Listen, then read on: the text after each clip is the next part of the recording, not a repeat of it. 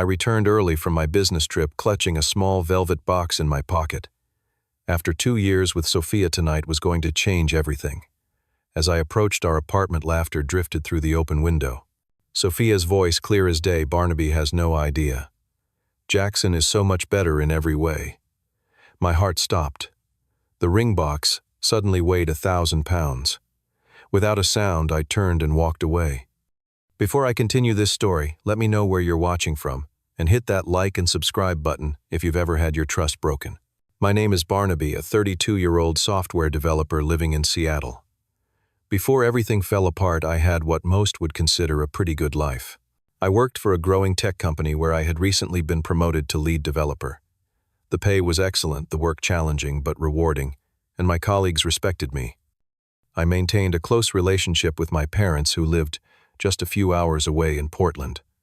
We spoke weekly, and I visited them at least once a month for Sunday dinners. I also had a tight-knit group of friends from college. We had all somehow managed to stay in the same city after graduation, which is rare these days. Derek, my best friend since freshman year, lived just 10 minutes away. We played basketball every Wednesday night with the rest of our crew, Justin, Marcus, and Taylor. These were guys I trusted with everything.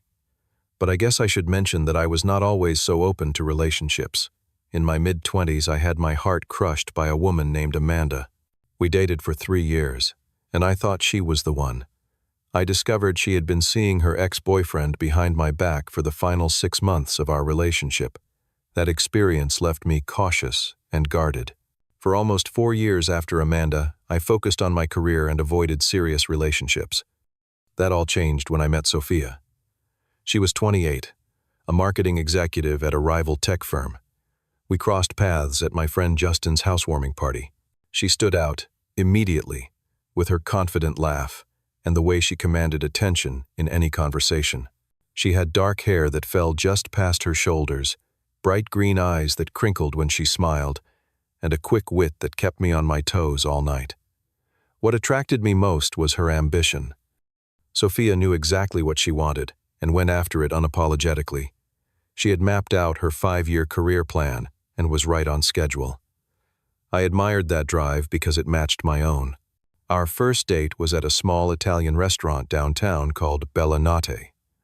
The conversation flowed effortlessly as we discovered our shared love for hiking the Pacific Northwest trails and dreams of traveling to Japan. By the end of the night, I felt something I had not felt since before Amanda: hope. Over the following months, our relationship blossomed. We took weekend trips to Mount Rainier, exchanged books that had shaped our worldviews, and spent hours debating everything from politics to which pizza topping was superior. After 14 months together, it made perfect sense for Sophia to move into my apartment. Her lease was ending, and we were spending every night together anyway. Living together brought us even closer. I supported her through a difficult job transition when her company downsized. She encouraged me when I was passed over for a promotion I deserved. We met each other's families and were welcomed with open arms. My parents adored her intelligence and charm. Her father, a retired judge, gave me his approval during a fishing trip, telling me he had never seen his daughter so happy. We began talking about our future seriously: marriage, kids, careers. We even started saving for a house in the suburbs. I wanted a yard where our future children could play. She wanted a home office with a view. Everything seemed to be falling perfectly into place. Fast forward to last month. I had to travel to San Francisco for a critical presentation to potential investors. This deal could potentially double our company's valuation, and my team had been preparing for weeks. The presentation went even better than expected. The investors were so impressed that they signed the initial paperwork that same day, cutting my trip short by 2 days. That evening, I found myself with unexpected free time in San Francisco. I walked past a jewelry store and saw it. The perfect ring, a platinum band with a round diamond, flanked by 2 smaller emeralds, that reminded me of Sophia's eyes. It was an impulse purchase, but it felt right. 2 years together, and I knew she was the one I wanted to spend my life with. I texted my friends about my plan to propose. Derek suggested I wait until our anniversary next month, but I could not contain my excitement. I wanted to surprise Sophia the moment I got home. I caught an earlier flight back to Seattle, my heart pounding with anticipation the entire journey. As my rideshare pulled up to our apartment building, I rehearsed what I would say one last time. The diamond ring box felt heavy in my pocket as I walked up the familiar path to our second-floor unit. That is when I heard her voice through the partially open living room window.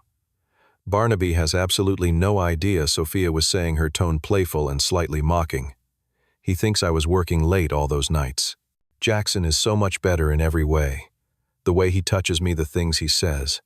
God, Barnaby is so clueless, it is almost sad. Her friend responded something I could not quite hear, and then Sophia laughed, that musical laugh I once found so enchanting. No way would I ever tell him. Why would I? I get the stability of Barnaby and all the excitement with Jackson, best of both worlds. I stood there, frozen, the blood rushing in my ears so loud, I almost missed her next words. Jackson and I are meeting up this weekend, while Barnaby is supposed to be in San Francisco. We have the whole apartment to ourselves for 2 days. My legs felt like concrete blocks. My stomach twisted into knots. The ring box that had felt so full of promise just moments ago now burned in my pocket like a hot coal. Without making a sound, I turned and walked back down the path away from the home and relationship that I now realized had been built on lies. I spent that night driving aimlessly around Seattle, my mind replaying every moment of our relationship, searching for signs I had missed. Had she seemed distant lately? Were there unexplained absences I had too readily accepted? What about that coworker Jackson she occasionally mentioned? A sinking feeling told me I had been blind by choice.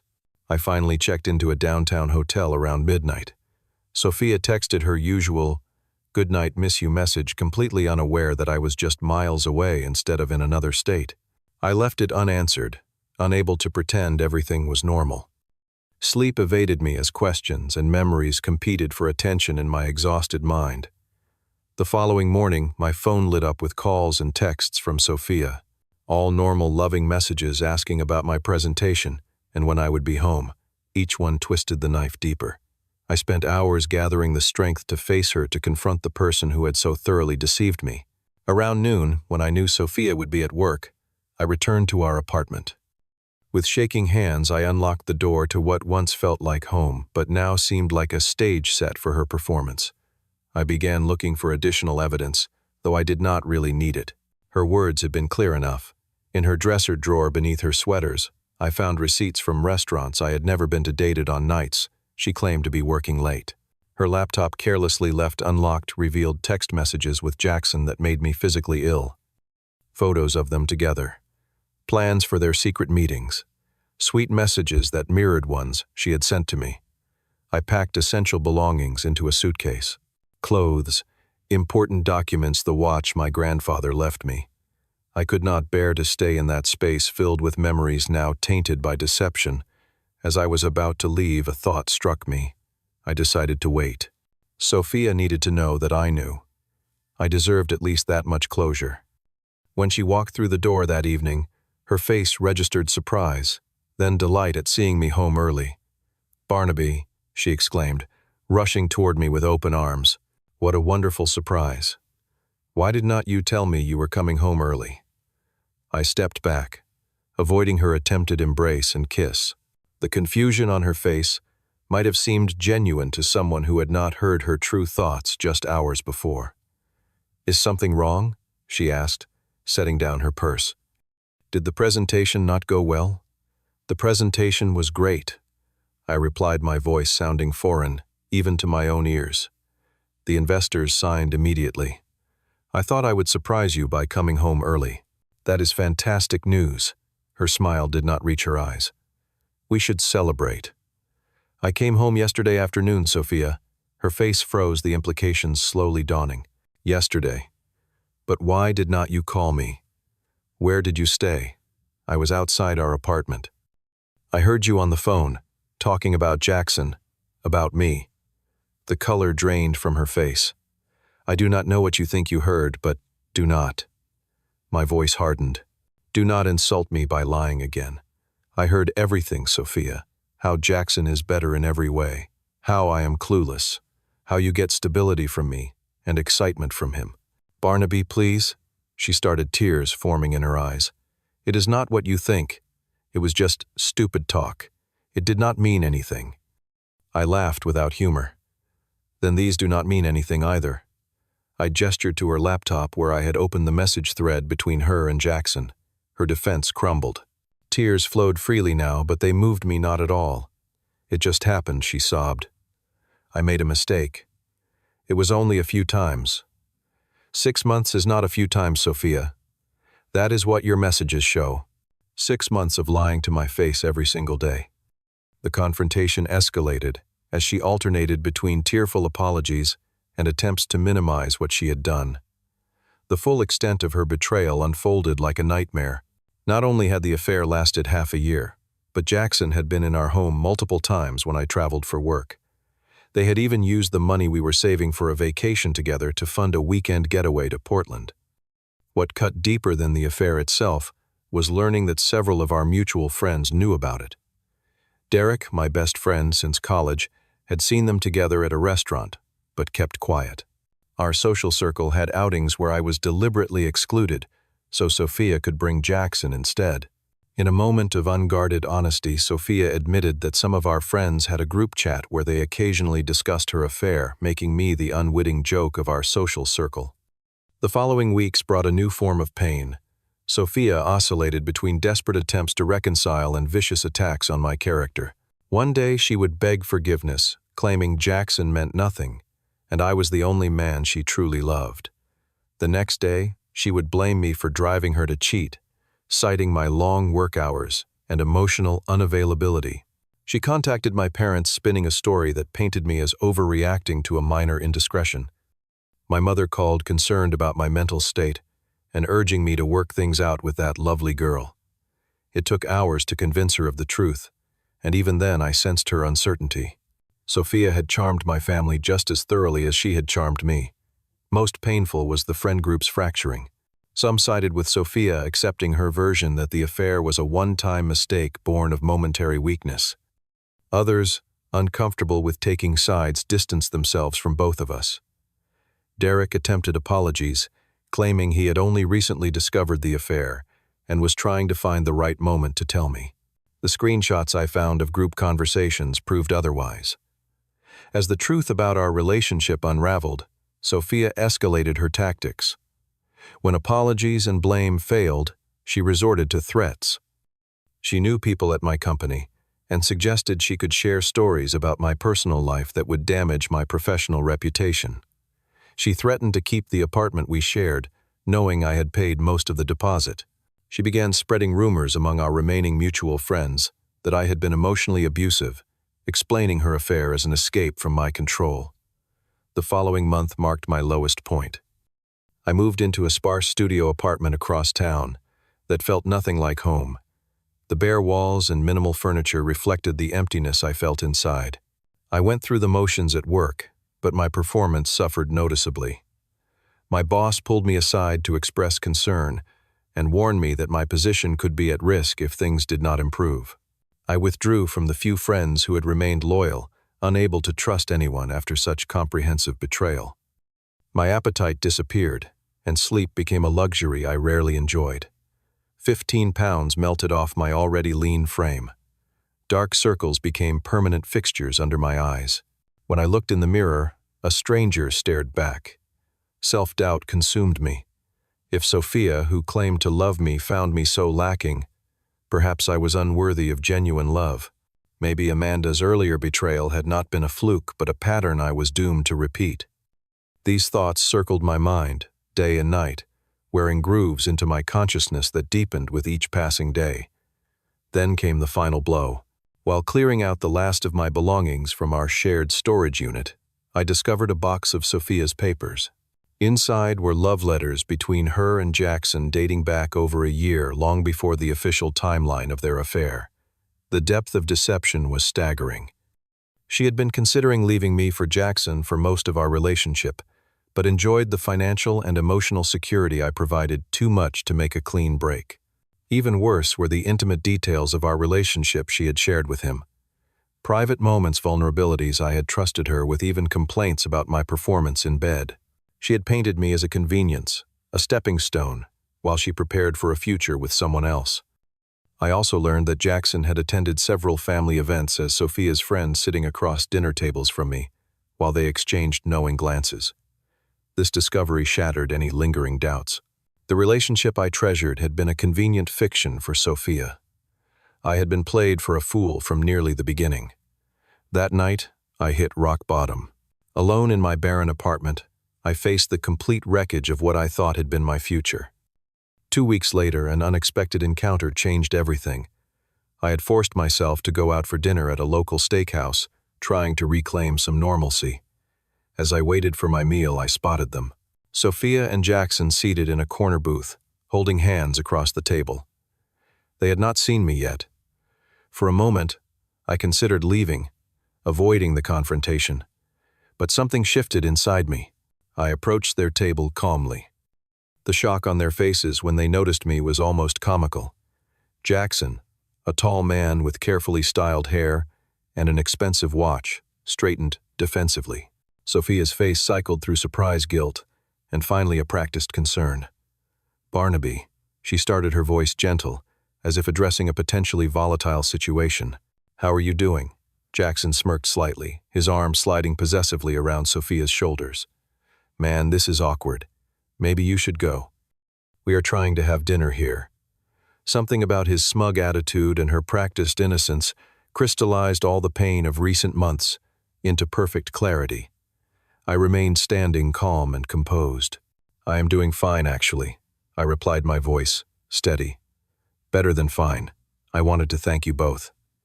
This clearly was not what they expected. Confusion replaced defensiveness. "Thank us?" Sophia asked cautiously.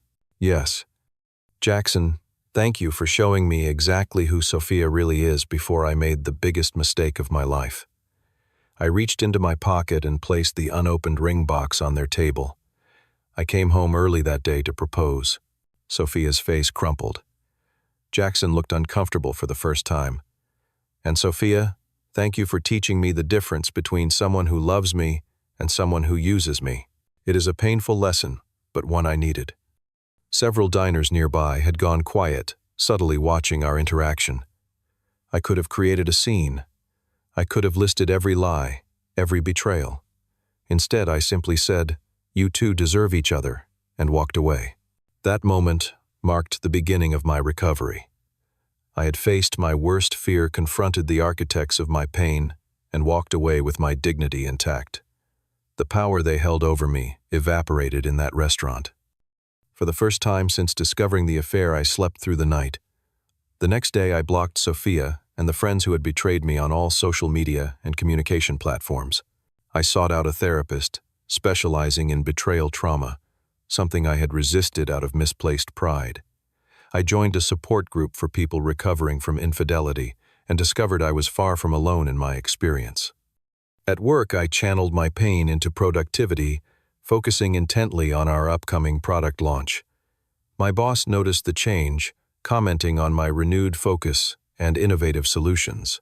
I established clear boundaries with my parents, who had finally accepted the full truth about Sophia after she attempted to manipulate them one too many times. For the first time in months, I felt in control of my life again, not happy yet, but no longer drowning. 6 months after the restaurant confrontation, my life had transformed in ways I never imagined possible. The product I led at work launched to critical acclaim in the industry, resulting in a substantial bonus and promotion to senior development manager. I moved into a new apartment in a neighborhood I had always admired, but previously could not afford, with floor-to-ceiling windows overlooking Elliott Bay. Physical changes accompanied the professional ones. Regular sessions at the gym rebuilt muscle mass I had lost during those dark months. Running along the waterfront each morning cleared my mind and strengthened my body. Friends commented that I looked better than I had in years. I felt it too. My social circle underwent a complete renovation. I joined a rock climbing group and made connections based on shared interests rather than shared history. I took coding workshops on weekends and met fellow tech enthusiasts who knew nothing of my past drama. These new friends had no preconceptions about me, no divided loyalties. Relationships built on honest foundations felt refreshingly uncomplicated. My relationship with my parents healed after some difficult conversations. They had initially struggled to accept that the woman they thought would be their daughter-in-law had manipulated them so thoroughly. Once they understood the extent of her deception, their support became unwavering. Then came the day I ran into Sophia at a coffee shop downtown. I had just ordered my usual when I turned and found her standing there. She looked different. The confident glow had dimmed. Dark circles beneath her eyes suggested troubled nights. "Barnaby," she said, her voice soft, with what seemed like genuine surprise. "You look really good." "Thanks," I replied simply. "How are you?" She hesitated. "I have been better. Can we talk for a minute?" Against my better judgment, I agreed to a short conversation. We sat at a small table near the window. She began reminiscing about good times we shared, places we had traveled together, inside jokes we once had. Her eyes hinted at regret. When she placed her hand near mine on the table, I politely but firmly moved mine away. "I made the biggest mistake of my life," she finally admitted. "Jackson and I broke up last month." He was seeing someone else the whole time. The irony might have seemed like poetic justice once. Now I felt nothing but a detached compassion for someone going through pain I understood all too well. "I am sorry to hear that," I said, meaning it. "No one deserves to be cheated on." "I deserved it," she whispered. "After what I did to you," I shook my head. "That is not how it works. What happened between us and what happened between you and Jackson are separate things. I hope you find healing." When I left that coffee shop, I realized something profound. The news of her relationship's demise caused neither satisfaction nor sadness. The emotional hooks she once had in me had dissolved completely. I was free. A week later, a mutual friend confirmed what Sophia had said. Jackson had indeed been cheating on her with multiple women. Their relationship imploded when she discovered texts similar to ones she had once exchanged behind my back. The universe has its own way of balancing accounts. Not long after I met Alexa at one of my weekend coding workshops. Unlike my immediate attraction to Sophia, my connection with Alexa developed gradually. She was a front-end developer with a passion for accessibility and tech. We began as workshop partners, became friends who met for coffee to discuss projects, and slowly developed something deeper.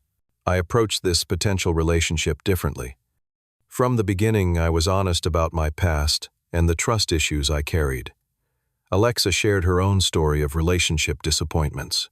We moved forward cautiously, respecting each other's boundaries, and communicating openly about expectations and fears. 3 months into dating Alexa, I decided to face another ghost from my past. I made a reservation at Bella Notte, the Italian restaurant, where Sophia and I had our first date. For years, I had avoided the place, allowing her to claim that memory as her territory. It was time to reclaim it. Sitting alone at a corner table, I ordered my favorite dish and reflected on how far I had come. The waiter recognized me from years before and asked about the beautiful lady who used to join me. I explained simply that we had parted ways. His sympathetic nod suggested he understood more than I said. As I finished my meal, I noticed a young man at the bar staring dejectedly at his phone. Something in his expression was painfully familiar. Acting on instinct, I stopped by the bar on my way out. "Tough night?" I asked. He looked up, surprised. "That obvious, huh?" "Just found out my girlfriend has been cheating. For months, apparently." I sat down beside him. "I have been there. It gets better. Honestly, man, right now, it feels like it never will." For the next hour, I shared my experience without bitterness or self-pity. I told him about the darkness and the eventual light, about maintaining dignity when everything hurts, about rebuilding rather than just recovering. As I drove home that night, I reflected on everything the past year had taught me. Red flags are not always bright, crimson waving in your face. Sometimes they are subtle shades of pink that only become obvious in retrospect. Self-respect must precede love for another person. Without it, you risk accepting treatment you do not deserve. I learned to recognize and appreciate genuine loyalty. Derek and others had failed that test, but new friends showed me what real support looks like. Most importantly, I discovered my own resilience. The betrayal that once seemed unbearable became the forge that strengthened me. Forgiveness came gradually, not as a gift to Sophia but as a release for myself. I no longer carried anger or dreams of revenge. Those emotions had served their purpose, fueling my initial steps toward recovery, but holding on to them would only have kept me tethered to the past. As I navigate this new chapter of my life, I embrace the uncertainty with newfound wisdom. The future remains unwritten, but I face it with clearer eyes and stronger boundaries. The person who walked away from that apartment window a year ago barely resembles the man I am today. For that transformation, despite all the pain that catalyzed it, I am profoundly grateful. Have you ever experienced betrayal that eventually led to positive change in your life? Share your story in the comments below. If this resonated with you, please hit that like button and subscribe to hear more real-life experiences. Share this with someone who might need to hear that healing is possible after betrayal. Thank you for listening, and remember, sometimes the most painful endings lead to the most beautiful beginnings.